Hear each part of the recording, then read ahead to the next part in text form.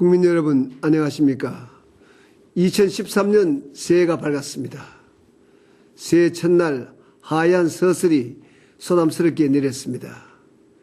예로부터 새해 첫눈은 풍년이 들고 상스러운 일이 생기는 좋은 조짐으로 여겨왔습니다.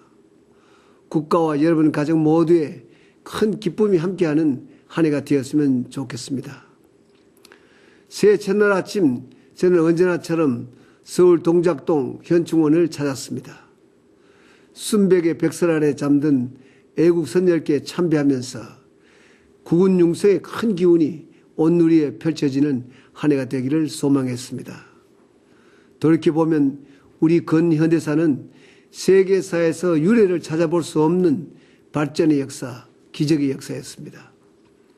지난달 문을 연 대한민국 역사박물관은 그 눈물겹고도 자랑스러운 코리아 스토리를 한 편의 장편 서사시처럼 펼쳐놓았습니다. 3.1 독립선언서나 우리 누이들이 밤새워 일하던 봉제공장과 다락방 같은 전시물 하나하나에 우리의 서름과 고뇌가 배어있고 희망과 의지가 묻어나는 살아있는 유물들입니다.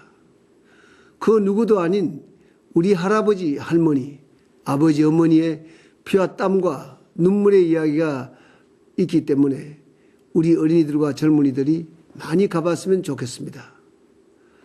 저도 전시품을 둘러보면서 정말 가슴이 뭉클했고 또 한편으로 격세지감을 느꼈습니다.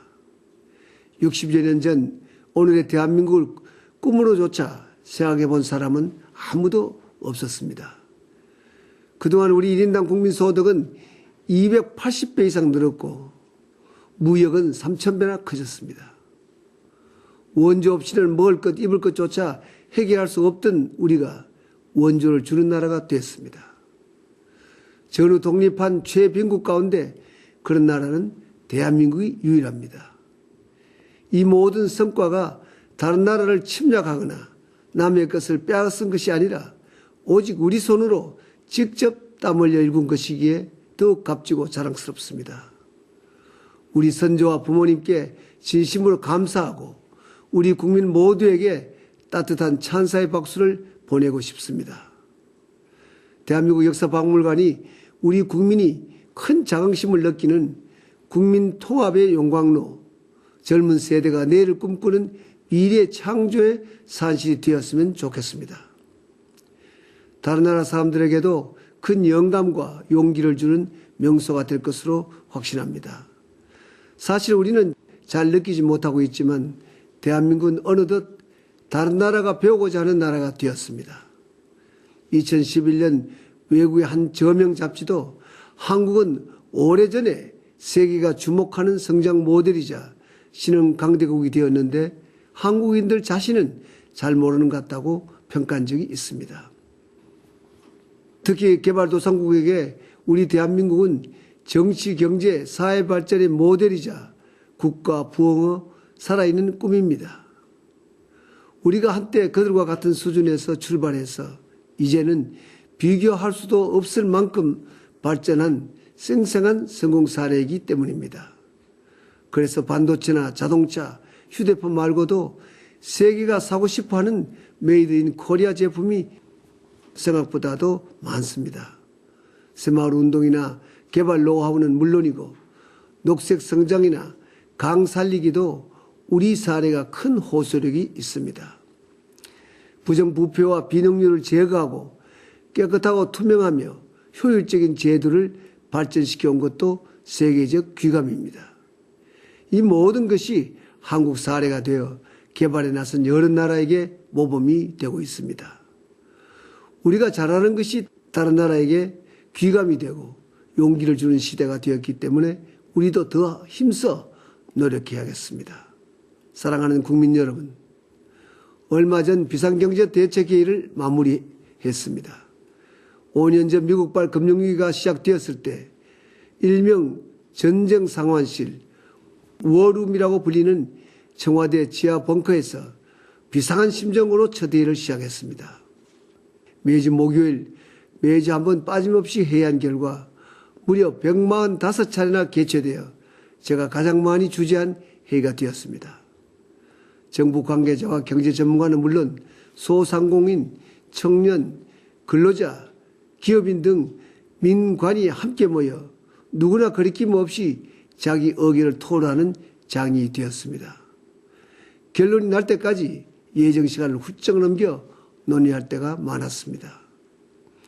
회의 중 40% 이상은 현장에서 직접 열렸습니다. 경제가 어려울 때는 현장에서 답을 찾고 신속하게 문제를 해결해 나가는 것이 중요하기 때문입니다.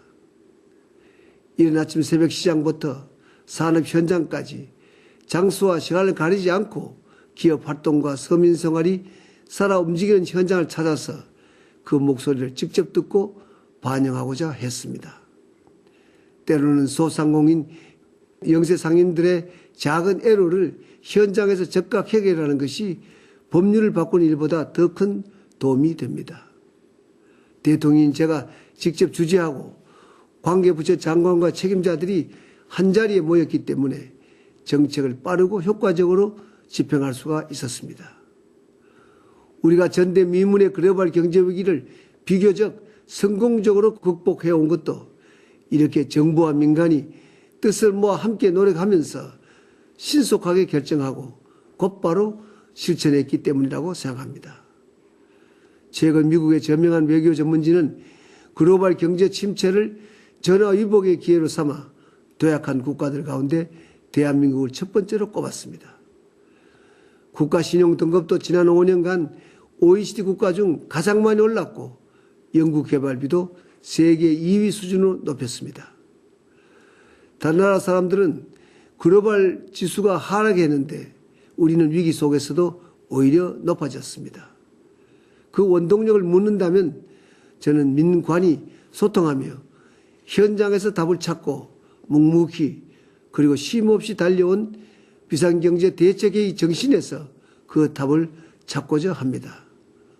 정부는 물론 우리 사회 전반에 이러한 정신과 문화가 좋은 전통으로 깊이 뿌리내리면 좋겠습니다. 그동안 위기 극복에 밤낮 없이 땀 흘려온 공직자, 기업인, 근로자 그리고 모든 국민 여러분께 진심으로 감사를 드립니다. 사랑하는 국민 여러분, 작년 11월 매우 기분 좋은 소식이 있었습니다. 어느 나라에서 태어나야 더 행복할까를 조사한 결과가 영국 이코노미스트지가 발행한 2013년의 세계라는 보고서에 실렸습니다. 미국, 독일이 16위이고 우리는 19위로 일본, 프랑스, 영국보다도 앞섰습니다. 어려움 가운데 땀 흘려 일한 결과 우리 아이들이 행복한 나라에서 태어나고 살게 된 것이 우리의 큰 보람이자 기쁨입니다. 국민 여러분, 날씨가 무척 춥습니다. 건강에 각별히 유의하시기 바랍니다. 고맙습니다.